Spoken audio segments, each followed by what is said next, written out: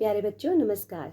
आज हम आपसे एक ऐसी कविता के बारे में चर्चा करने वाले हैं जो आपसे और आपके ही जैसी उम्र के छोटे बच्चों से जुड़ी हुई है।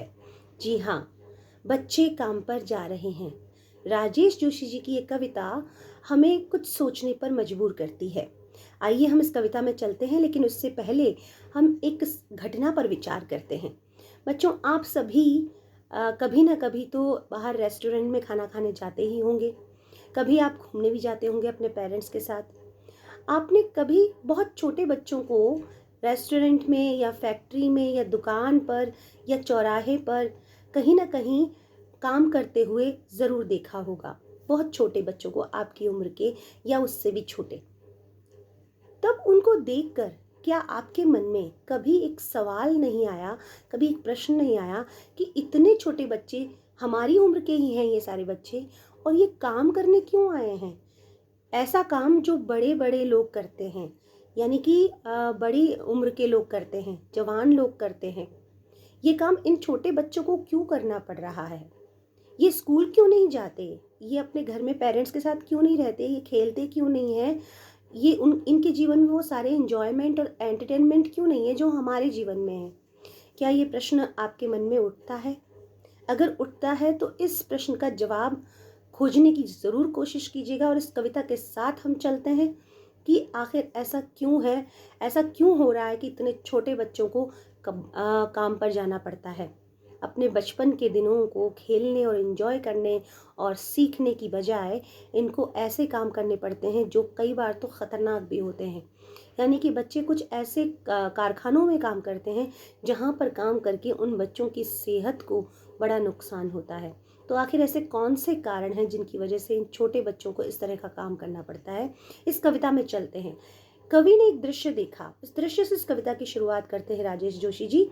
और उन्होंने दृश्य क्या देखा कि ठंड का समय है, बहुत ठंड है और बहुत ज़्यादा कोहरा छाया हुआ है। ऐसे समय में, सुबह के समय, बहुत जल्दी अर्ली मॉर्निंग, हम कह सकते हैं कि 5 या 4 बजे का समय है, बहुत ज़्यादा कोहरा छाया हुआ है सड़क पर।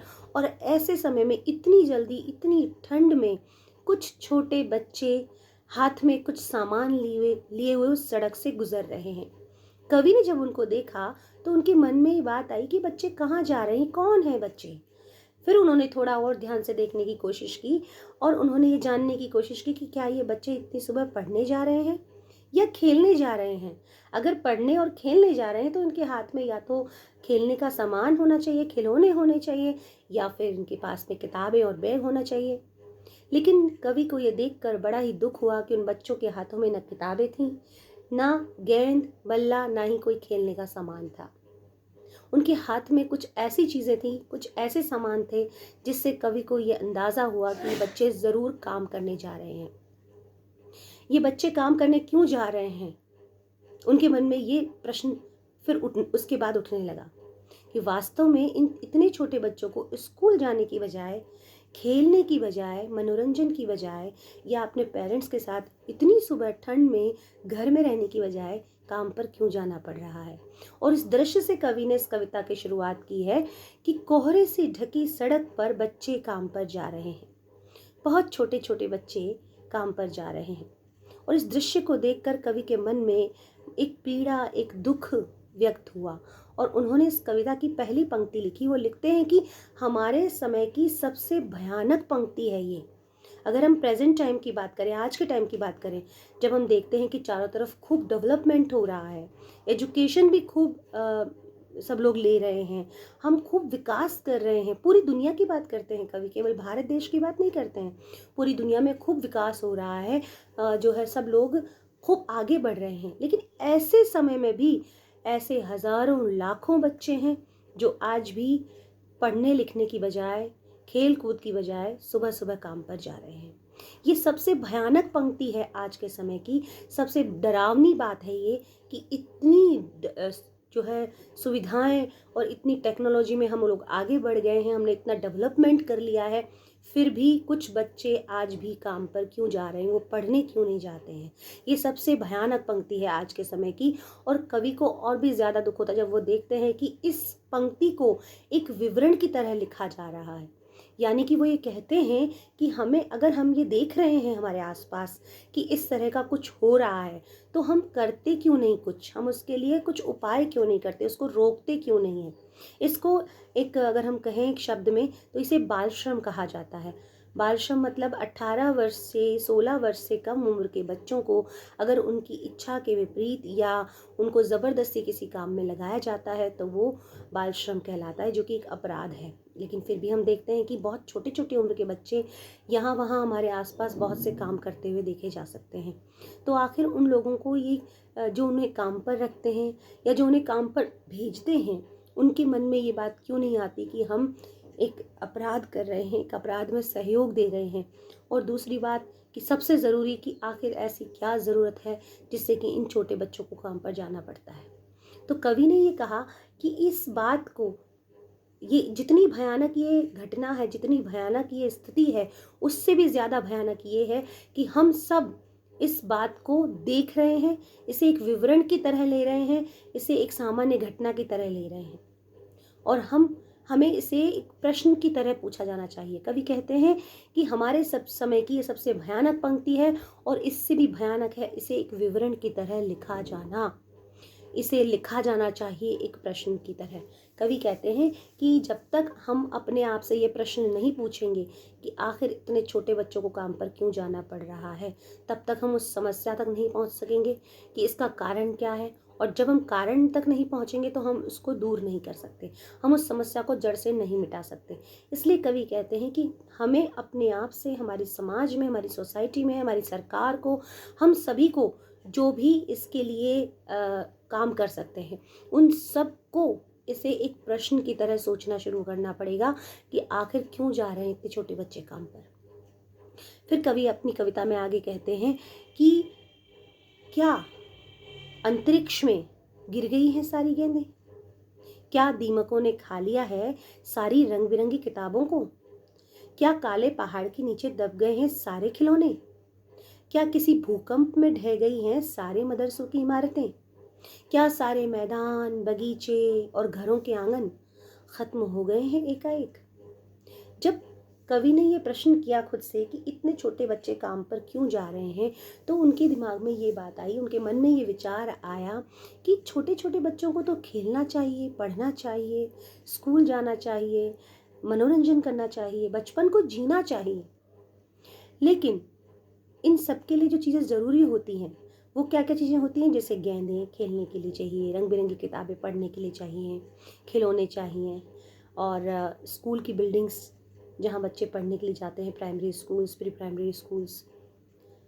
तो कवि कहते हैं कि क्या ये सब ख़त्म हो गए हैं, अंतरिक्ष में चली गई हैं सारी गेंदें, क्या धरती पर एक भी गेंद नहीं बची कि इन बच्चों को खेलने के लिए कुछ मिल ही नहीं रहा है, इसलिए ये बच्चे काम पर जा रहे हैं, या फिर इनकी सारी रंग बिरंगी किताबें जो है उनको दीमकों ने चाट लिया है, इसलिए इनको काम पर जाना पड़ रहा है। आखिर क्या कारण है।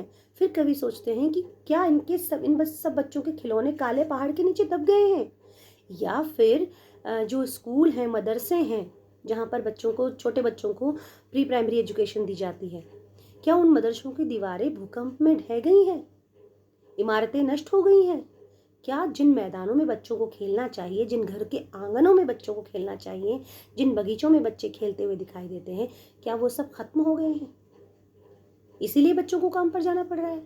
आखिर ऐसा क्या है, उनको जो सारी सुविधाएं मिलनी चाहिए, जो सारी सुविधाएं उनके जीवन को सुंदर बनाती है, बचपन को अच्छा बनाती हैं, क्या वो सब खत्म हो गई हैं। फिर कवि आगे हमें एक और विचार की तरफ ले चलते हैं। कवि कहते हैं कि अगर ये सब खत्म हो गया है, मैदान, बगीचे, गेंदें, खिलौने, किताबें, मदरसे, अगर ये सब खत्म हो गए हैं, तो फिर इस दुनिया में बचा ही क्या है। यानी कि अगर ये सब चीज़ें नहीं हैं, तो ये यकीन मान के चलिए कि इंसान का जीवन सुंदर कभी हो ही नहीं सकता, क्योंकि बचपन का जो समय होता है वो ही हमारा भविष्य निर्धारित करता है। बचपन में जैसे बच्चे की परवरिश होती है, उसको जैसे उसकी जैसे शारीरिक और मानसिक विकास होता है, उसी पर उसका आने वाला भविष्य टिका होता है, उसका जीवन, पूरा जीवन टिका होता है उस पर।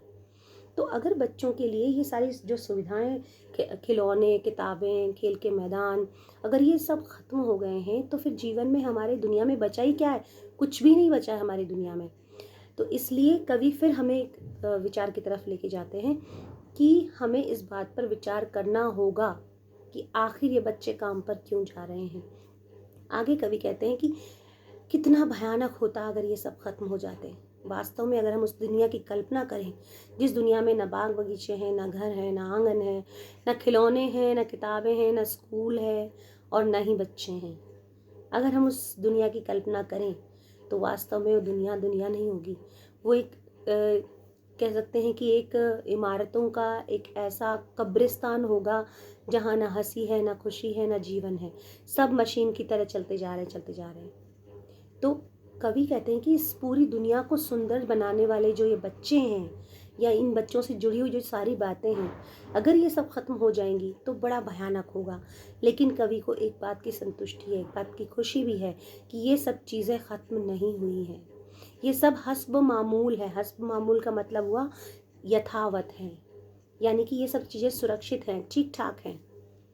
इमारतें भी खत्म नहीं हुई हैं, स्कूल्स की, खिलौने भी हैं, किताबें भी हैं, मैदान भी हैं, घरों के आंगन भी हैं, बच्चे भी हैं, सब हैं। लेकिन फिर भी बहुत सारे हजारों लाखों बच्चे खेलने कूदने की उम्र में, पढ़ने लिखने की सीखने की उम्र में काम पर क्यों जा रहे हैं। फिर कवि इस कविता में आगे बढ़ते हैं और हमें एक विचार की तरफ ले जाते हैं कि अगर ये सारी चीज़ें हस्ब मामूल है, सब कुछ ठीक ठाक है, तो फिर भी दुनिया की हजारों सड़कों से गुजरते हुए ये छोटे छोटे बच्चे काम पर क्यों जा रहे हैं। इस पूरी कविता में कवि ने हमें हर जगह ये सोचने पर विवश किया है कि बच्चों को बचपन में जिन चीज़ों की आवश्यकता है अगर उन्हें नहीं मिलती है तो उनका आने वाला जीवन, उनका फ्यूचर, उनका भविष्य बिल्कुल भी अच्छा नहीं होने वाला। इसलिए बचपन और बचपन में होने वाली परवरिश ये बहुत ज़रूरी है, बहुत इम्पॉर्टेंट है। और बचपन जो है हंसता खिलता होना चाहिए, तनाव मुक्त होना चाहिए। बचपन ऐसा होना चाहिए जिसमें बच्चे का शारीरिक और मानसिक विकास बहुत अच्छा हो, बच्चे को अच्छा पोषण मिले और उसे खेलने कूदने के पर्याप्त अवसर मिले, उसके पास डेवलपमेंट की, विकास की सारी चीज़ें हों। बच्चे बहुत सारे प्रश्न करें, उनके उत्तर खोजें, उनकी जिज्ञासा बनी रहे। इसके लिए स्कूल चाहिए, किताबें चाहिए। तो हम सारी दुनिया के लोगों को, अगर हमने आज इस स्थिति को बदलने की कोशिश नहीं की, इस प्रश्न का उत्तर ढूंढने की कोशिश नहीं की, तो आने वाले समय में ये हज़ारों लाखों बच्चे जिनका भविष्य बिल्कुल अंधकारमय होगा, आगे जा कर के ये भी हमारी इसी दुनिया का हिस्सा है और निश्चित रूप से हम सब पर इनका प्रभाव भी अवश्य ही पड़ेगा।